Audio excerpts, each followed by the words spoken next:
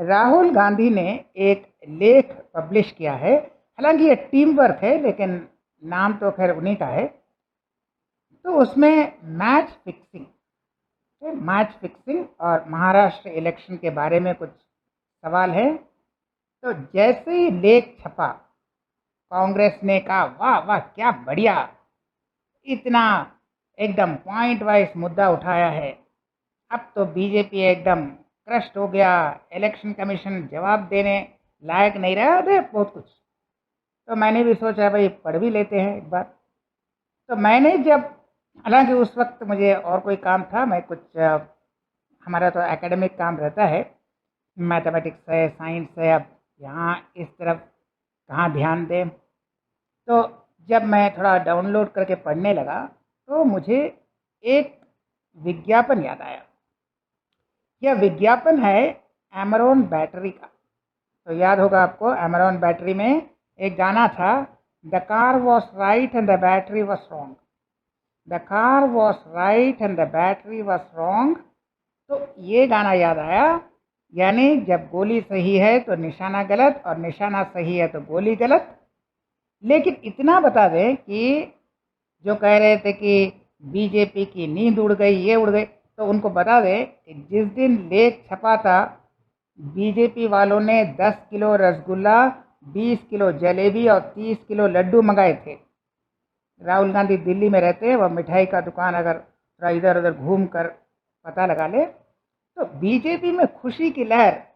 जैसे उन्होंने लेख देखा, कहा जय सिया राम, बन गया काम, हमें जन्म जन्मांतर तक, 7 जन्मों तक यही एलओपी चाहिए, यही नेता प्रतिपक्ष चाहिए, और कोई एलओपी नहीं चाहिए, इससे बढ़िया और कुछ नहीं मिलेगा। और वह दिन भर मिठाई खाते रहे। शायद उनका ब्लड शुगर लेवल बढ़ गया होगा जिस तरह से वह मिठाई खा रहे थे। तो देखते हैं कि हालांकि वह क्वालिटी, कुछ मुद्दे थे, कुछ वैलिड पॉइंट्स थे, बहुत ही सीरियस मुद्दे थे, लेकिन उसमें कुछ बकवास भी था, वो अलग बात है। लेकिन देखते हैं कि इसमें ऐसा क्या है कि कांग्रेस वाले झूम रहे हैं और वह बीजेपी वाले भी झूम रहे हैं, और इलेक्शन कमीशन भी एकदम बिंदास है, वो भी झूम रहा है। तो देखते हैं उसी लेख का एनालिसिस। तो यह लेख में पहले बता दें कि कुछ बकवास तो है, बकवास ना हो तो फिर पार्टी कैसे। बकवास तो है, लेकिन बहुत से वैलिड पॉइंट्स है, बहुत से सीरियस मुद्दे हैं, बहुत से वाजिब पॉइंट, बहुत से वाजिब प्रश्न उठाए गए हैं। इन सवालों का बहुत महत्व है, सब नहीं लेकिन कुछ कुछ बहुत ही स्ट्रॉन्ग पॉइंट्स हैं, मजबूत पॉइंट्स हैं। वह सही है गलत है यह तो बात की बात है, लेकिन बहुत मजबूत मुद्दे हैं। तो ये तो एक पॉजिटिव पॉइंट है, उन्होंने हिम्मत करके एक चुनौती दी, यह भी एक पॉजिटिव है। लेकिन गड़बड़ कहाँ हुई, गलती कहाँ हुई, आखिर प्रश्न एक ही है, गलती कहाँ हुई। तो पहला गलती जो है, जब बहुत से मुद्दे आप देते हैं किसी आर्ग्यूमेंट में, तो सबका वेटेज एक नहीं रहता है, कोई ज़्यादा सीरियस इम्पोर्टेंट है, कोई कम होता है। जैसे केस में, क्रिमिनल केस में आप बहुत से एविडेंस देते हैं, तो क्या होता है कि सब एविडेंस का इम्पोर्टेंस या वेटेज तो सेम नहीं होता है। एक बहुत ही एकदम डेडली एविडेंस है, और एक है थोड़ा हल्का है, एक है बहुत ही हल्का है। तो लॉयर्स क्या कहते हैं, तो उसके लिए किस तरह से ड्राफ्टिंग होना चाहिए, जो स्ट्रॉन्ग है वह अकेला पॉइंट रहेगा, जो थोड़ा वीक है तब 2 या 3 पॉइंट को जोड़ के एक कड़ी की तरह, एक चेन की तरह बना लीजिए, 2-3 कड़ी जोड़ दीजिए। एक एक कड़ी उतना मजबूत नहीं है, लेकिन तीनों कड़ी जोड़ने से जो चेन बनता है वो मजबूत है। यानी 2-3 पॉइंट्स को आप इंटरकनेक्ट कीजिए। तो इस तरह एक ऑर्गेनाइज करना चाहिए। जो इंटीरियर डेकोरेशन करते हैं उन्हें भी मालूम होगा कैसे सिमेट्री अगर डिस्टर्ब होता है तो कॉम्पनसेट कैसे करते हैं। यहाँ एक भारी अलमारी है, आप कॉम्पनसेट कैसे करेंगे, उसी तरह का अलमारी तो मिलेगा नहीं, और नॉन सिमेट्रिकल है तो वो भी तो किस तरह से वह कॉम्पनसेट किया जाता है। तो एक भारी की जगह 3 हल्के रखे जाते हैं, या उनको नॉन सिमेट्रिक किया जाता है, बीचों बीच न करके इस तरफ स्पेस ज़्यादा उस तरफ स्पेस कम। तो ये इंटीरियर डेकोरेशन का प्रिंसिपल जो है, जैसे भी ये क्रिमिनल केस में भी आता है, तो ऑर्गेनाइज करना चाहिए। लेकिन राहुल गांधी का जो पॉइंट्स है एक भी ऑर्गेनाइज नहीं है, वो ऑर्गेनाइज नहीं है।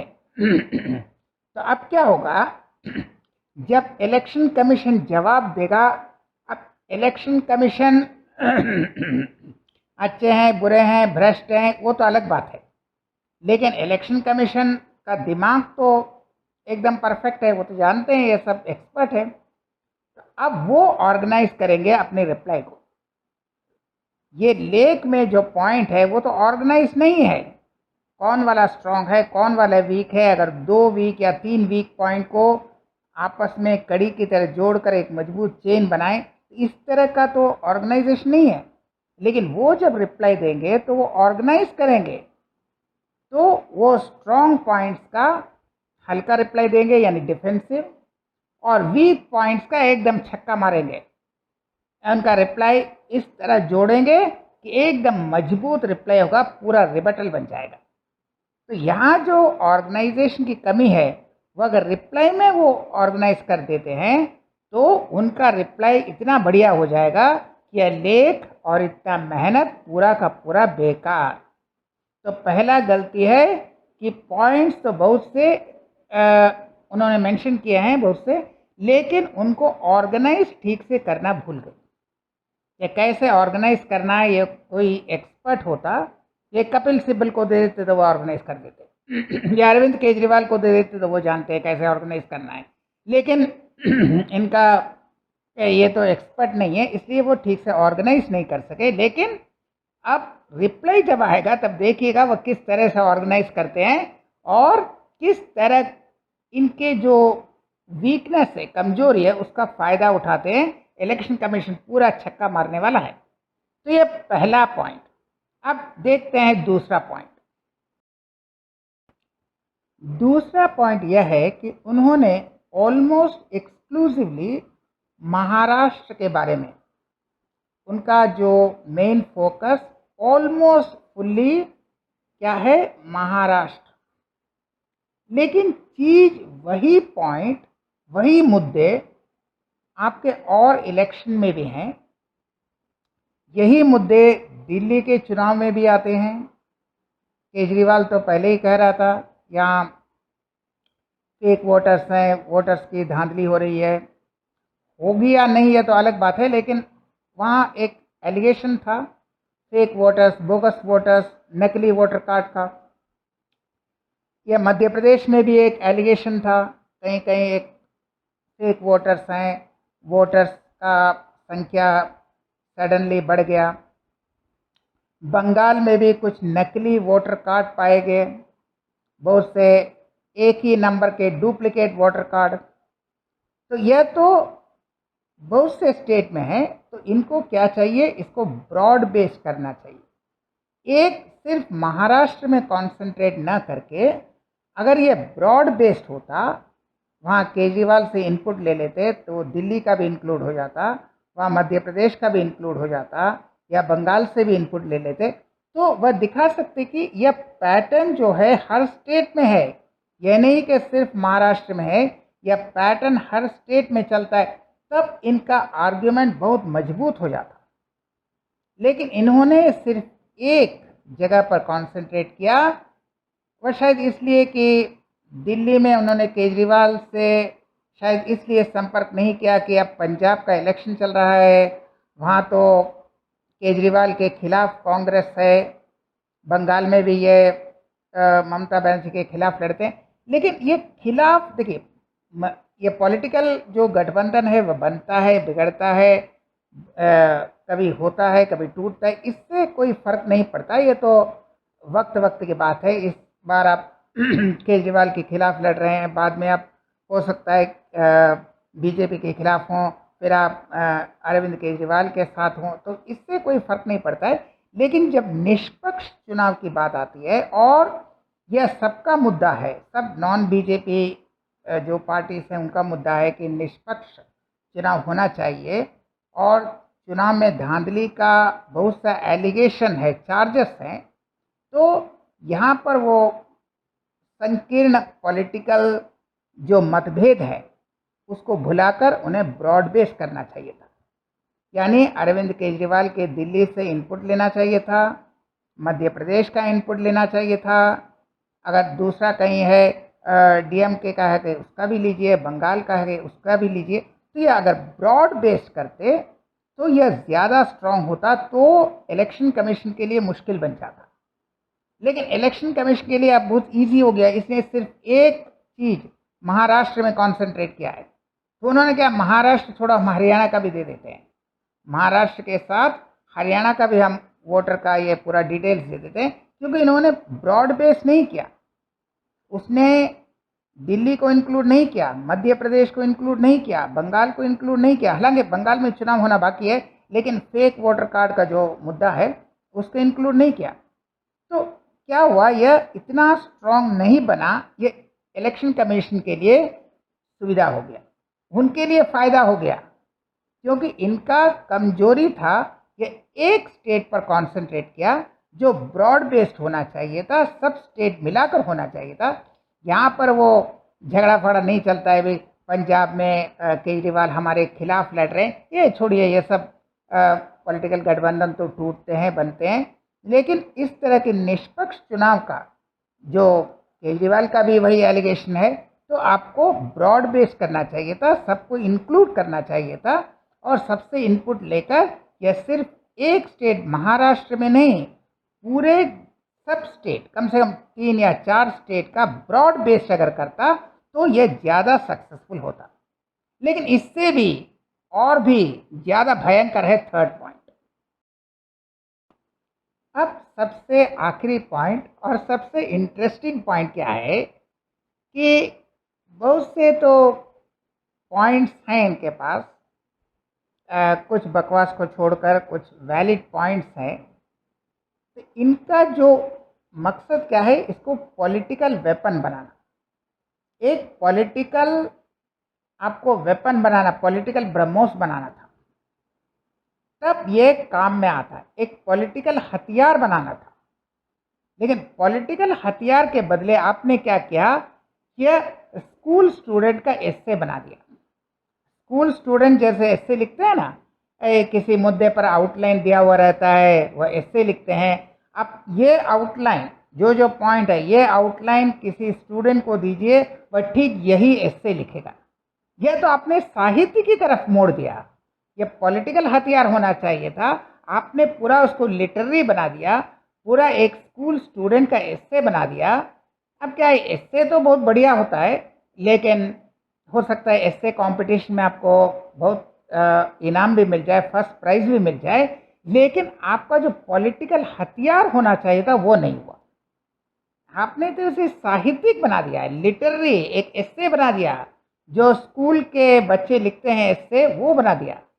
लेकिन अगर पॉलिटिकल हथियार बनाना है तो यह स्टाइल, यह प्रेजेंटेशन नहीं चलेगा।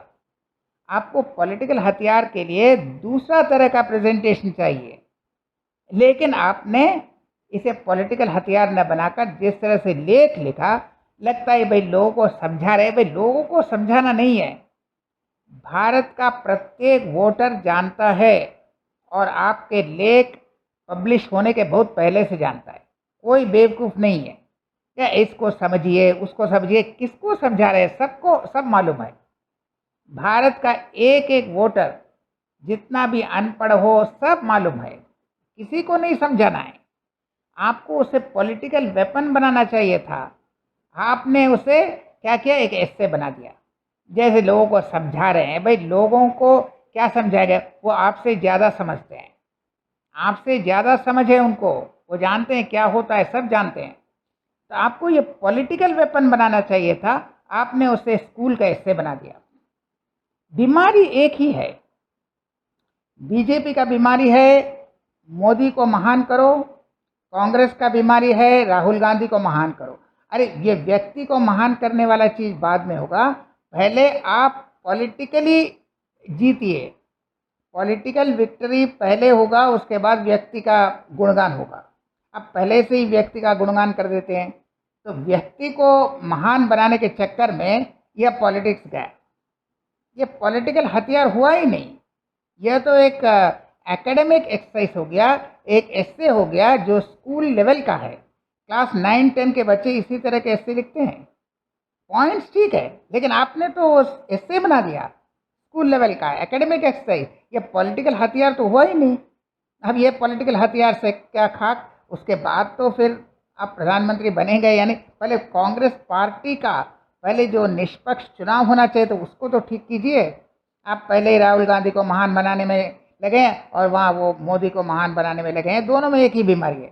तो ये नहीं, आपको क्या चाहिए था, पॉलिटिकल वेपन बनाना चाहिए था, पॉलिटिकल अस्त्र बनाना चाहिए था। वो हथियार बना ही नहीं, आपने एक स्कूल स्टूडेंट की तरह एक एस्से लिखा और सोचा सबको हम समझाएंगे। तो यही प्रॉब्लम होता है जब आप प्रिपेयर नहीं होते हैं या आप सबसे एक्सपर्ट जो होता है उससे कंसल्ट नहीं करते हैं, तब यही होता है। तो ये एस्से लेवल का जो है वह तो इसका जवाब देना बहुत आसान है।